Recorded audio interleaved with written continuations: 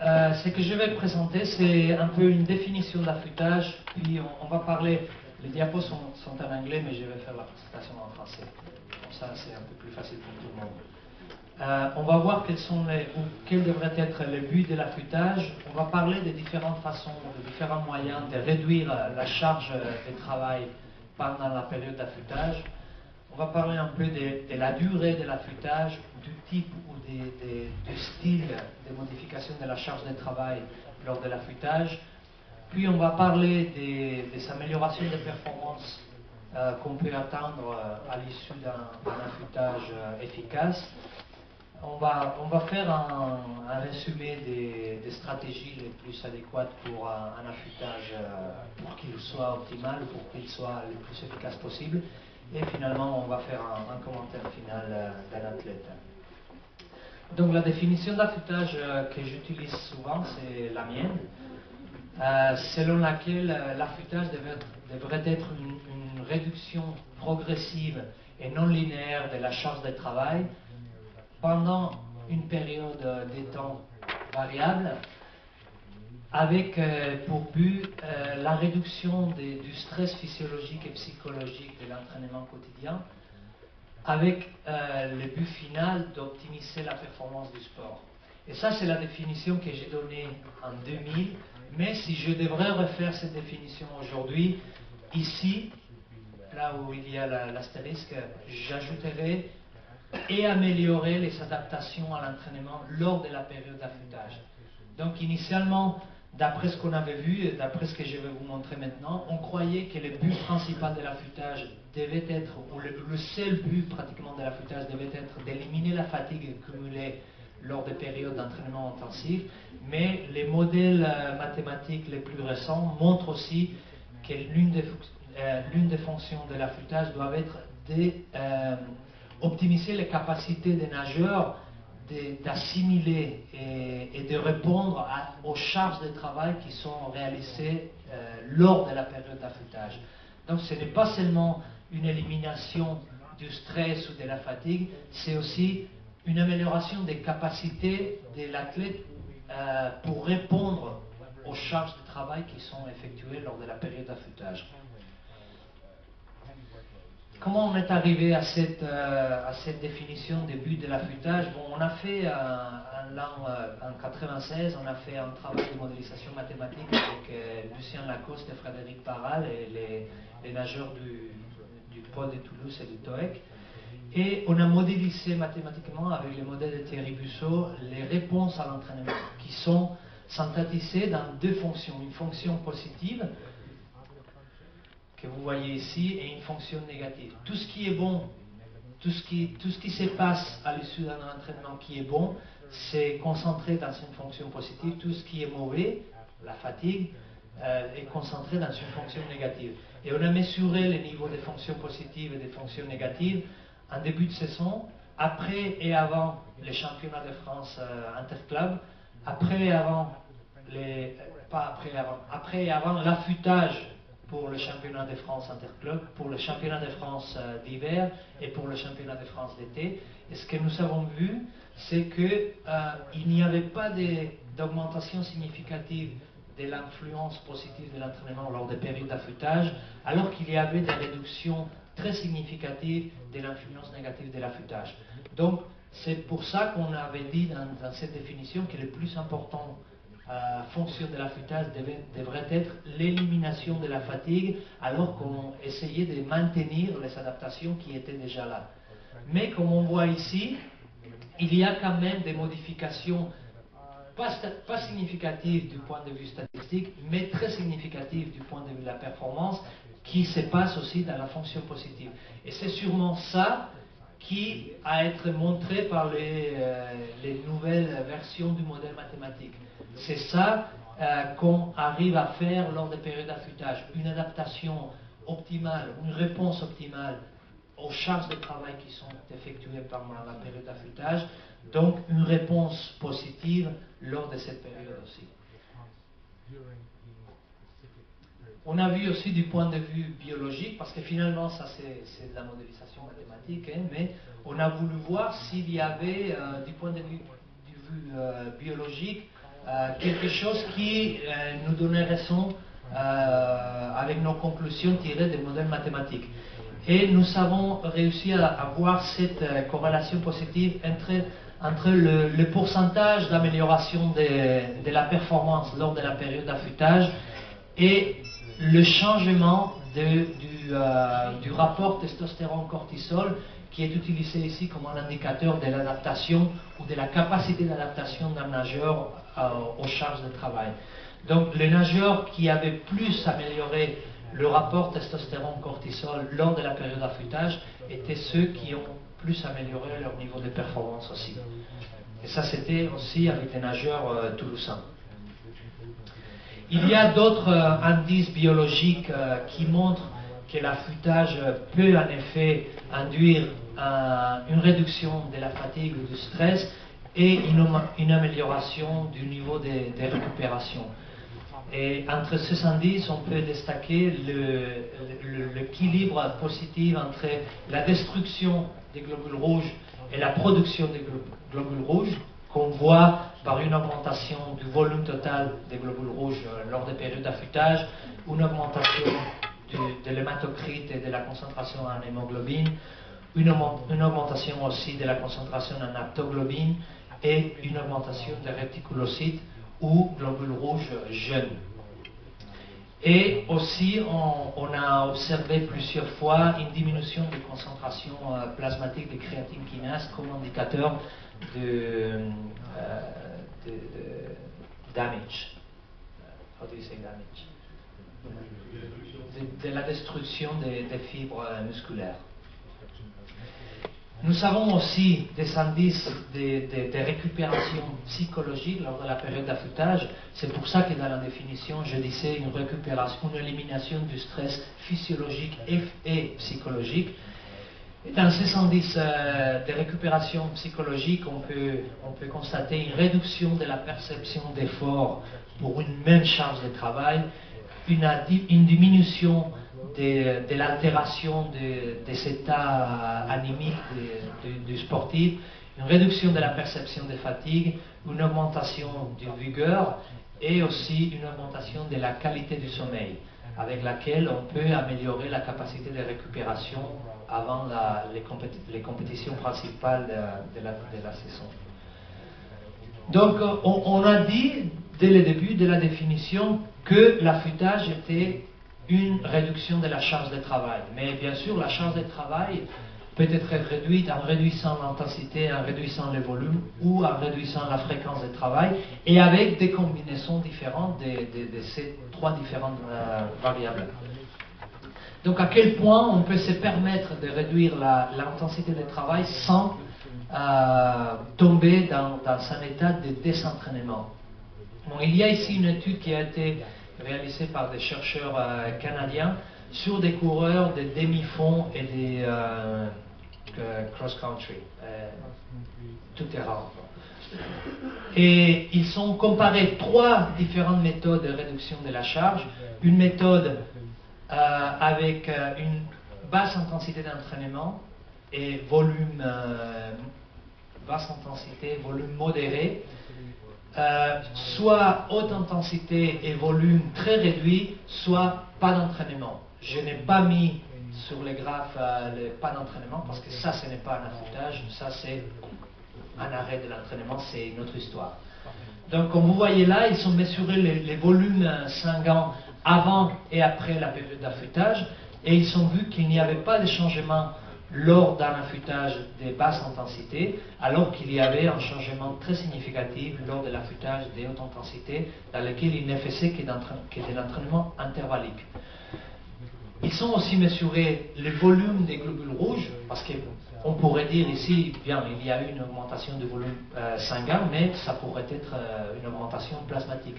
Alors, ils ont aussi mesuré les volumes des globules rouges, et pareil, ils ont trouvé pas de changement lors de la période, lors de l'affûtage de basse intensité et une augmentation positive quand ils ont fait un affûtage de haute intensité.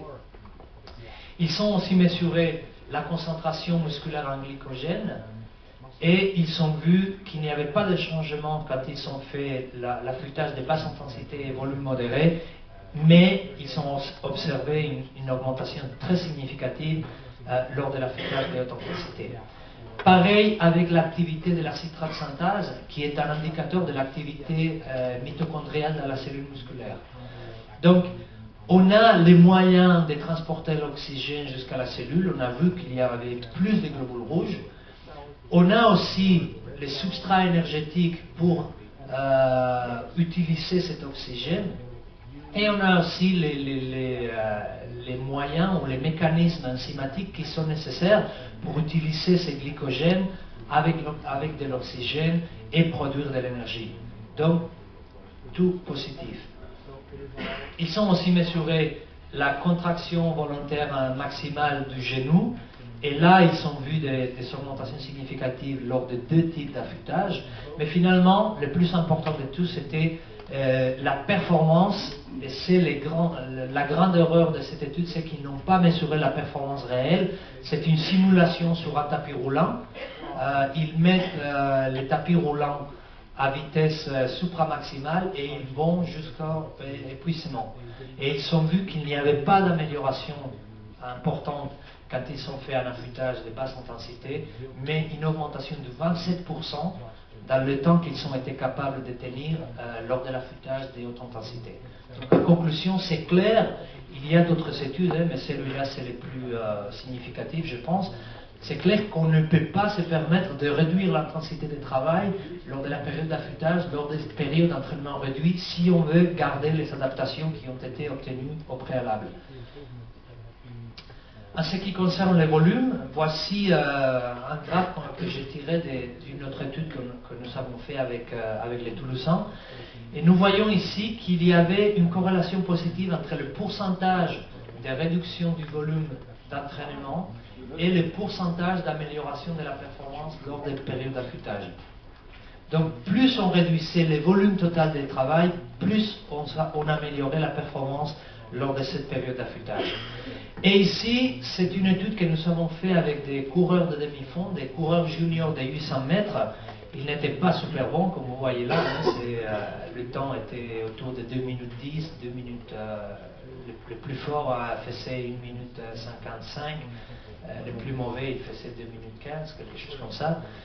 Et nous avons divisé nos coureurs en 2 groupes. Un groupe a fait un affûtage à volume modéré, donc ils ont réduit le volume de façon progressive jusqu'à 50% du volume préalable, et le groupe au volume réduit. Ils ont réduit le volume d'entraînement préalable jusqu'à 25%. Donc une réduction de 75% à la fin de la période d'affûtage. Et nous avons vu que seuls ceux qui ont réduit les volumes de 75% ont été capables d'améliorer la performance. Vous voyez là que la différence n'est pas significative. On avait très peu de sujets, mais si on aurait eu plus de sujets, cette différence-là serait probablement statistiquement significative. Mais nous, en tant qu'entraîneurs, ce qui apporte, ce n'est pas la signification statistique, c'est surtout la performance au jour de la compétition. Et là, on a fait des compétitions réelles, avant et après affûtage. Ce n'était pas des simulations dans le laboratoire, c'était des compétitions réelles. C'était notre seul moyen de payer les athlètes. On leur a dit, si vous arrivez à faire une bonne perf, ça va être officiel, on avait des vidéos finish, etc. En ce qui concerne la fréquence d'entraînement, à quel point on peut se permettre de réduire la fréquence d'entraînement? Bon, il n'y a qu'une étude dans la littérature dans laquelle on a comparé directement 2 méthodes de réduction de la fréquence de travail lors de la période d'affûtage. C'est une étude qu'on a fait encore avec des coureurs juniors de 800 mètres. On a pris la moitié du groupe et on s'est dit, on va garder 75% de réduction de la charge, comme on avait vu dans notre étude, mais la moitié du groupe va faire une réduction de la fréquence de 33%. C'est-à-dire, ils vont s'entraîner un jour, le jour d'après, puis ils ne vont pas s'entraîner, entraînement au repos. Alors que l'autre groupe pardon, ça c'est ces groupes-là, moderate frequency, le groupe des fréquences modérées. Ici c'est les groupes de fréquences élevées, c'est-à-dire ils se sont entraînés tous les jours de l'affûtage. Donc ils ont gardé la même fréquence d'entraînement qu'ils avaient au préalable. Ils s'entraînaient tous les jours, pendant l'affûtage ils ont continué à s'entraîner tous les jours, avec un descente de réduction de la charge similaire. Et ce que nous avons vu, encore on a fait une compétition avant de commencer l'affûtage et une autre compétition officielle à la fin de l'affûtage, et on a vu que seulement les coureurs qui gardaient une fréquence d'entraînement similaire à la fréquence préalable ont été capables d'améliorer la performance de façon significative. On a aussi un tas de mesures disons, biologiques qui n'arrivaient pas à expliquer cette différence en performance. Il n'y avait pas de différence du point de vue biologique entre les deux groupes. Donc la seule explication que nous avons pour cette différence de performance pourrait être la perte des sensations dans les groupes qui ne s'entraînaient pas tous les jours. The feel for the water. Dans les cas des nageurs, la sensation pour l'eau, dans les cas des nageurs, mais dans les cas des coureurs aussi, c'est important d'avoir des bonnes sensations. En ce qui concerne la durée de l'affûtage, si on regarde la littérature, on voit que dans cette étude de D'Acquisto, il y avait un groupe qui a fait un affûtage de 14 jours et ils ont été capables de maintenir leur VO2 max. 4 semaines, ils ont aussi été capables de maintenir leur VO2 max. Cette étude de Van Handel avec des nageurs olympiques américains, pareil, ils ont fait pas 2 semaines, pas 4 semaines, mais 3 semaines d'affûtage et eux aussi ils ont été capables de garder VO2 max. Cette autre étude des Américains, il y avait un groupe qui a nagé seulement le championnat estatal aux États-Unis. Avec un affûtage de 10 jours, ils ont réussi à augmenter la puissance mesurée en banc biokinétique. Mais ceux qui ont nagé les championnats nationaux, eux aussi, ils ont amélioré de façon significative la puissance en banc biokinétique. Dans notre modèle mathématique, on s'est dit la durée optimale de l'affûtage devrait être comprise entre le temps nécessaire pour récupérer le niveau initial de performance et le temps pour arriver au point le plus haut de surcompensation. C'est-à-dire on a un niveau initial de performance, on applique une charge d'entraînement et ce qui se passe c'est qu'initialement il y a une diminution, puis il y a une récupération et après il y a une surcompensation. Pendant ce temps-ci, l'entraînement a eu une influence négative. À partir de là, l'entraînement a une influence positive. Et la durée optimale de l'affûtage devrait être comprise entre ces deux points-là.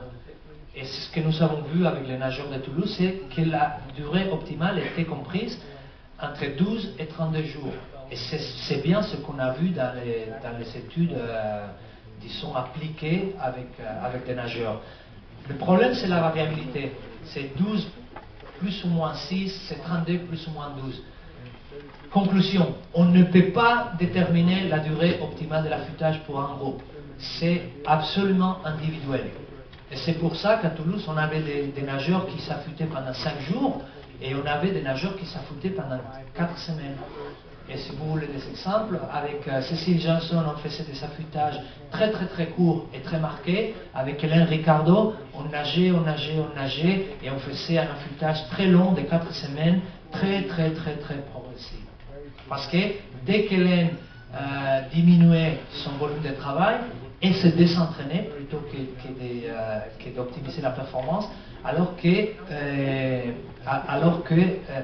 Cécile, dès qu'elle arrêtait son volume d'entraînement, elle se désentraînait, alors que Hélène, d'après le modèle mathématique, avait une adaptation de très longue durée, donc on pourrait se permettre d'éliminer ou de réduire les volumes pendant très longtemps sans, pour cela, se désadapter.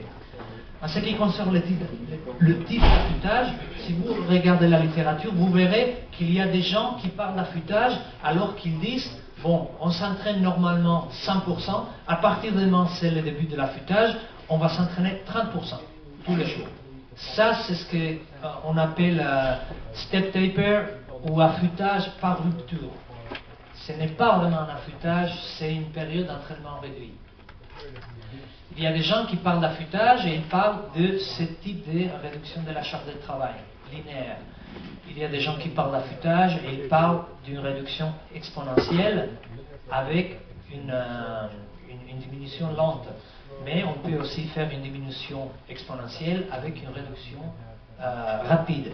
Et si vous voyez la différence principale entre toutes ces méthodes, c'est le volume total. Parce que si on fait la comparaison entre l'exponentielle à réduction lente et le linéaire, quand on fait l'exponentielle, il y a tout ce volume de travail qui n'est pas fait lors de la réduction exponentielle. Si on compare la réduction rapide avec la réduction lente, il y a tout ce volume de travail qui n'est pas fait lors de la réduction rapide. Alors, qu'est-ce qui est mieux? Bon, il n'y a qu'une étude dans la littérature encore dans laquelle il y a une comparaison des différentes méthodes. C'est fait au Canada avec des triathlètes. Pour la première partie de la saison, ils ont fait deux groupes. Un groupe a fait une réduction par rupture et l'autre groupe a fait une réduction, disons, progressive. Ils ont comparé la performance sur une simulation de 5 km et sur un test de puissance maximale en vélo. Et comme vous voyez là, l'amélioration a été beaucoup plus grande lors de l'affûtage progressif en comparaison avec l'affûtage linéaire. Pour la deuxième partie de la saison, ils se sont dit, bon, maintenant on sait que progressive c'est mieux que par rupture. Maintenant on veut savoir si la réduction rapide ou la réduction lente est plus intéressante.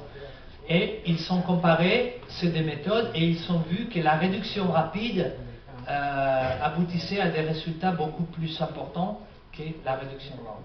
Donc, d'après une étude dans la littérature, on peut penser, et c'est pour ça que j'ai mis ça dans la définition, que l'affûtage devrait être une réduction progressive et apparemment non linéaire de la charge de travail.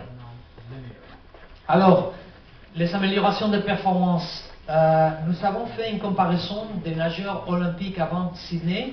3 semaines avant les Jeux olympiques de Sydney, il y a eu un grand prix à Melbourne. Et il y avait 99 nageurs et nageuses qui ont fait le même event, la même course à Melbourne et 3 semaines après au championnat, aux Jeux olympiques. Et en parlant avec les entraîneurs, les nageurs, etc., la plupart des nageurs sont arrivés à Melbourne sans avoir démarré l'affûtage et bien sûr ils se sont affûtés pour les Jeux olympiques. Donc on a considéré que ces 3 semaines-là représentaient la période d'affûtage. Ce que nous avons vu, c'est pour ça qu'on ne parle pas d'affûtage ici, on parle des 3 semaines finales d'entraînement, parce qu'on ne sait pas avec certitude qu'il était en train de s'affûter pendant 3 semaines. Mais ce qu'on a vu, c'est qu'en moyenne, les nageurs avaient une amélioration entre Melbourne et Sydney de 2,5%, alors que les filles avaient une amélioration aussi significative, mais statistiquement plus basse. Probablement à cause du fait que les nageurs, normalement, font la dépilation, le rassage, seulement pour les grands championnats, alors que les filles, normalement, aussi, elles sont rassées toute l'année. Si on compare les distances, on voit qu'il n'y a pas beaucoup de différence entre les améliorations auxquelles on peut s'attendre sur 50 mètres, sur 100, sur 200 et sur 400. Normalement, on parle de 0,5 jusqu'à 3% d'amélioration. Si on regarde le style de nage, on a comparé le crawl avec les autres styles et ici aussi on voit que les améliorations sont similaires, que ce soit pour le crawl ou pour la somme du pape, la brasse et du dos. Et si on fait la comparaison entre le niveau des succès, des réussites des nageurs, on voit que si il y a une différence, c'est pour ceux qui ont réussi des performances les plus fortes, ceux qui ont gagné des médailles, ont quand même plus amélioré la performance lors de ces 3 semaines finales d'entraînement. Une chose très importante, c'est qu'à chaque fois, on a aussi fait la comparaison des temps entre le premier et le quatrième de chaque course, premier et quatrième, et aussi entre le troisième et le neuvième, la première personne qui n'a pas réussi la finale. Et à chaque fois, les différences sont moins grandes que la différence de performance, la différence d'amélioration de la performance lors de l'affûtage. Donc un affûtage réussi pourrait vous amener de ne pas être en finale à la médaille de bronze et pourrait vous amener de ne pas être dans les médailles, d'être quatrième à gagner l'or. Donc, comme résumé, l'objectif principal c'est de minimiser la fatigue, mais d'après les nouveaux modèles mathématiques aussi d'améliorer le niveau des formes. Il faudrait maintenir l'intensité d'entraînement. On peut se permettre de réduire les volumes autant que 60-90%. Il faudrait apparemment maintenir la fréquence de travail au-delà de 80%. Il faut bien sûr individualiser la durée de l'affûtage, normalement entre 4 et 28 jours, dépendant du profil d'adaptation de chaque nageur. Il paraît que c'est plus intéressant d'utiliser des modèles progressifs et non linéaires, et il ne faut pas rêver, l'amélioration de la performance va être en moyenne de 3%, mais ça pourrait aller de 0,5 jusqu'à 6%. Et finalement, c'est ça que vous voulez entendre d'un nageur qui se sent bien, avec qui vous avez réussi un affûtage bien fait. Ça, c'est un SMS que j'ai reçu de ce type-là. C'est un triathlète que j'entraîne 24 heures avant de gagner le championnat du monde de longue distance. Il m'a dit, je suis très relâché et très récupéré. J'ai de très bonnes sensations quand je sors m'entraîner et j'ai faim des compétitions. Et là, on voit qu'il a réussi à éliminer la fatigue, mais qu'il a gardé les adaptations, sinon quand il sortait s'entraîner, il n'aurait pas de bonnes sensations, et on voit qu'il se sent bien et qu'il a envie de compétir et de gagner. Si un nageur vous dit ça 24 heures jour avant la compétition, c'est de bonnes nouvelles. Merci. C'est bon.